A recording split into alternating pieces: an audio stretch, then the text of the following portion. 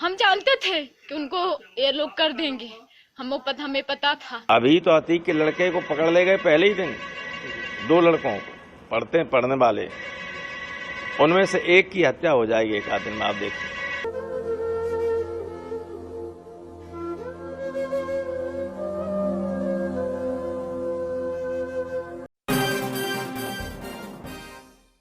नमस्कार, इन खबर में आपका स्वागत है। प्रयागराज में 24 फरवरी को हुए चर्चित उमेश पाल हत्याकांड ने पूरे सूबे को हिला करके रख दिया।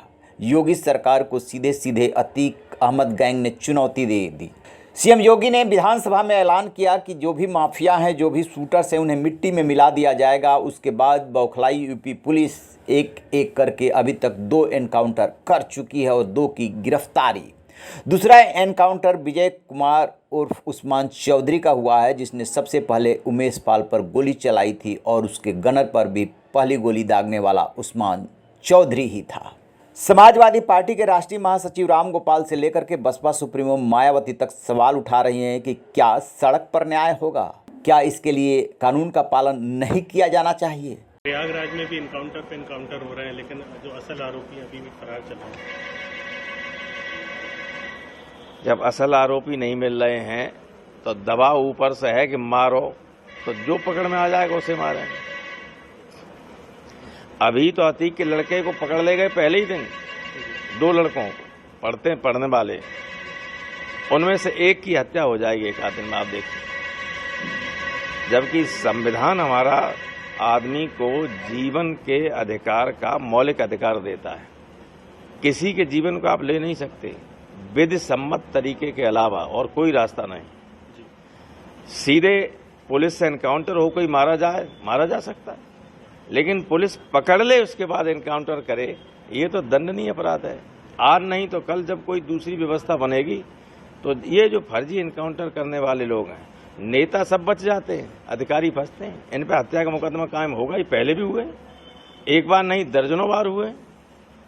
जांच में क्यों तो है, अतीक की पत्नी कह चुकी है और उसने लिख के दिया, हाई कोर्ट गई कि मेरे 2 बच्चों को पुलिस पकड़ लेगी, इनकाउंटर कर सकती। अब इनकाउंटर होगा तो फर्जी होगा ही। फौरी तौर पे ये सवाल बिल्कुल जायज है, कानून का राज ही चलना चाहिए, लेकिन ये जानना भी जरूरी हो जाता है कि आखिरकार उस्मान चौधरी कौन था और उसकी क्राइम हिस्ट्री क्या है।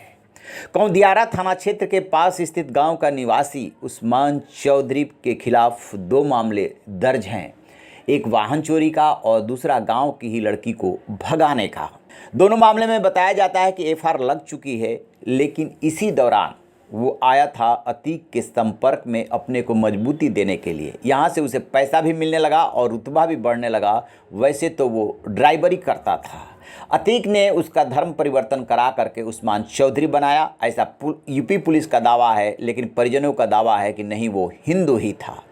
जांच के बाद ही पता चलेगा कि हकीकत क्या है। बहरहाल जो सवाल उठ रहे हैं उसके संदर्भ में ये बात निकल करके आई है कि क्राइम हिस्ट्री में उसके खिलाफ 2 मामले थे और उसके भाई राकेश के खिलाफ वाहन चोरी के 14 आपराधिक मामले हैं, जो कुछ दिनों पहले तक नैनी जेल में बंद था। लेकिन जब जिस वाहन में उन्हें ले जाया जा रहा था कैदियों को, उसे तोड़ करके अन्य कैदियों के साथ वो भी भाग गया था। फिर सतना में सरेंडर किया था, लिहाजा इस समय वो सतना में ही बंद है।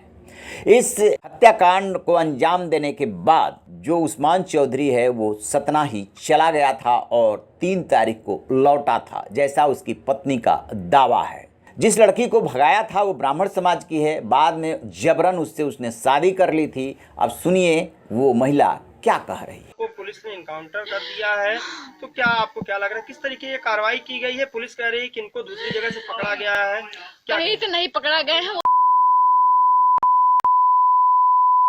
तो पुलिस कहाँ से पकड़ी है? हमको नहीं पता। सारा रात यहीं पे थे हमारे यहाँ, सारा रात। सुबह 7 बजे गए, सुबह 7 बजे गए। तो आपके पति सुबह घर से निकले हैं? सुबह नहीं, वो संजय से गायब थे। हमको बना के कहा गया कि क्या कहते हैं, तुम अपने पति को आवाज दो, बुलाओ। हम सारी रात भटभटा रहे थे वहाँ पे, हम बुलाए। हम जानते थे कि उनको ये लोग कर देंगे, हमें पता था, लेकिन हमारे पति ऐसे नहीं थे। क्या काम करते थे पति आप? हमारे पति गाड़ी चलाते थे अल्ट्राटेक में। कहाँ पर? घूरपुर। तो ये तो कह रहे हैं कि ये वहाँ 24 तारीख को इन्होंने उमेश पाल को गोली मारी। 24 तारीख को घर भी आए थे, ये हमको नहीं पता है, ये हमको नहीं पता है, लेकिन घर में ही थे। 24 तारीख को घर में ही थे, आए थे, घर में भी आए थे। जब मर्डर हुआ था मतलब वहाँ पे तो ये घर पे दिन भर करते थे कि रात? हाँ घर पे थे, दिन भर थे, रात तक घर पे थे? हाँ रात भर थे। सुबह मतलब भैया भी हमारे जेल में हैं, बड़े वाले, उनको क्या कहते हैं मतलब कि उनका सतना केस गया है भैया का, तो उनके लिए वहाँ सतना गए थे। 26 तारीख को सतना गए थे, वहाँ से 2 तारीख को आए हैं। अच्छा, क्या लगता है पुलिस झूठ बोल रही है जो इनकाउंटर किया है? हाँ झूठ बोल रही है। इनकाउंटर किया है, लोग जान के किए हैं। हम लोग बोले हैं कि अगर थोड़ी सुना आपने, साफ साफ उनका कहना है कि पुलिस ने दबाव बनाया, उन्हीं से फ़ोन कराया, इसके बाद वो गांव आए, उनका एनकाउंटर कर दिया गया। यानी कि एनकाउंटर पे सवाल उठ रहे हैं। उस्मान की पत्नी का नाम सोहनी है।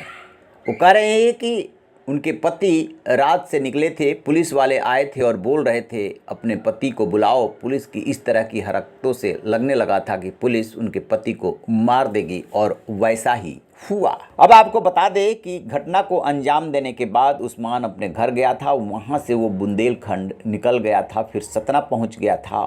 इस दौरान जो मौके पे 6 शूटर्स थे, उसमें से 5 की पहचान हो गई थी, इसकी पहचान नहीं हो पाई थी या मीडिया में ये बात नहीं आई थी। अदरवाइज जब 2.5 लाख का इनाम अन्य बदमाशों पे घोषित हुआ तो इसकी फाइल 50,000 के लिए चलाई गई, और 50,000 का इनाम घोषित हुआ। 2.5 लाख की जो फाइल चलाई गई थी उसे मंजूरी नहीं दी गई, क्योंकि पहचान ही नहीं हो पा रही। तो 2 बातें हो सकती हैं, या तो पुलिस ने स्ट्रेटजी के तहत ऐसा किया हो, और दूसरी बात ये हो सकती है कि वाकई में पुलिस को न पता रहा हो। तभी तो उस्मान चौधरी इतने बड़े हत्याकांड को अंजाम देने के बाद आराम से घर और फिर वहाँ से सतना, और सतना से लौट करके आता है, क्योंकि उसे ये मुकालता हो गया था कि उसे पुलिस पहचान नहीं पाई है, लिहाजा उसको अपने घर जाके रहने में कोई दिक्कत नहीं है। हालांकि वो अपने घर पे नहीं रह रहा था, किसी अड़ोस पड़ोस में वो रह रहा था। अभी तक की जानकारी के मुताबिक 24 फरवरी की शाम धुम्मनगंज इलाके में जो घटना हुई उसमें 13 शूटर शामिल थे। 6 सामने थे, बाकी प्लान बी लेकर के तैयार खड़े थे। उस्मान चौधरी ने पहली गोली दागी थी उमेश पाल पे, वो गिर गए थे। दूसरी गोली दागी थी उनके गनर पे, संदीप थे, वो भी गिर गए थे। लेकिन दोनों ने अपने को संभाला और वो भागे थे। पीछे से ये भी भागा उस्मान चौधरी, और जो मौके पे असद या जो अतीक का बेटा है उसके समेत जो तमाम शूटर्स थे, उन्हें लगा कि बात नहीं बनेगी, लिहाजा उन्होंने अपनी अपनी पिस्टल और स्वचालित हथियार निकाल लिए और दे दनादन गोलियां बरसा दी थी। उस्मान की खासियत ये थी कि वो बहुत ही अच्छा शूटर था, उसका निशाना अचूक था, इसीलिए उसको जिम्मेदारी दी गई थी। उस्मान यदि अकेले उनको मौके पे मार गिराया होता तो संभवतः और शूटर सामने नहीं आते, लेकिन ऐसा हो न सका।